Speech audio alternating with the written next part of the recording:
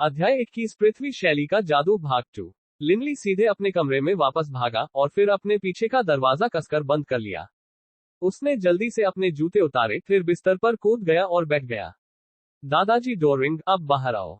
मेरी जादुई योग्यता का परीक्षण करने में मेरी सहायता करें। लिनली बेहद अधीर थी। अभी जब वह रात का खाना खा रहा था तो उसके सारे विचार इसी ओर घूम गए। रिंग के भीतर से प्रकाश की एक धुंधली किरण निकली, जो फर्श पर गिरी और डोरिंग काउवर्ट में परिवर्तित हो गई। मुस्कुराते हुए डोरिंग काउवर्ट ने कहा, लिनली, इतना अधीर मत बनो। सबसे पहले मुझे आपको बताना होगा कि क्योंकि मेरे पास कोई विशेष जादुई योग्यता परीक्षण उपकरण नहीं है, मैं केवल ये परीक्षण कर सकता हूँ कि आपके पास पृथ्वी शैली के जादू के लिए कोई प्रतिभा है या नहीं।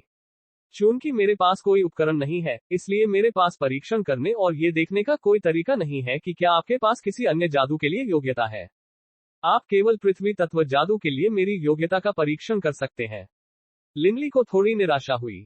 उन्होंने ये भी सुना था कि जादुई योग्यता का परीक्षण करने के लिए विशेष उपकरणों की आवश्यकता होती है, लेकिन चूंकि दादाजी डोरिंग एक संत स्तरीय ग्रैंड मैगस थे, इसलिए लिनली को उम्मीद थी कि डोरिंग के पास कुछ विशेष तरीके हो सकते हैं।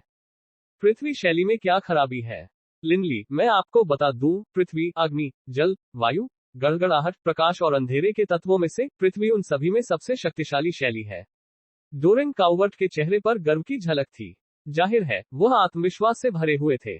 आखिरकार वो पृथ्वी तत्व शैली के एक संत स्तरीय ग्रैंड मैगस थे। लिनली को इस बात पर विश्वास करना थोड़ा कठिन लगा। प्रत्येक शैली समान होनी चाहिए। पृथ्वी शैली सबसे शक्तिशाली कैसे हो सकती है? दादाजी डोरिंग, मैंने सुना है कि अग्नि शैली के तात्विक हमले सबसे शक्तिशाली होते हैं, और वह अंधकार शैली के मौलिक हमले सबसे अप्रत्याशित है। पृथ्वी शैली सबसे शक्तिशाली कैसे हो सकती है? लिनली ने भौहें चढ़ा दी। पूर्व मिलनसार दादाजी डोरिंग अचानक क्रोधित हो गए और बड़बड़ाते हुए बोले, लिनली, मैं आपको बता दूं कि जब आक्रमण, यदि आपको ऐसे कहानी पसंद है तो ऐसे ही कहानियां सुनने के लिए आप इस चैनल को सब्सक्राइब कर सकते हैं।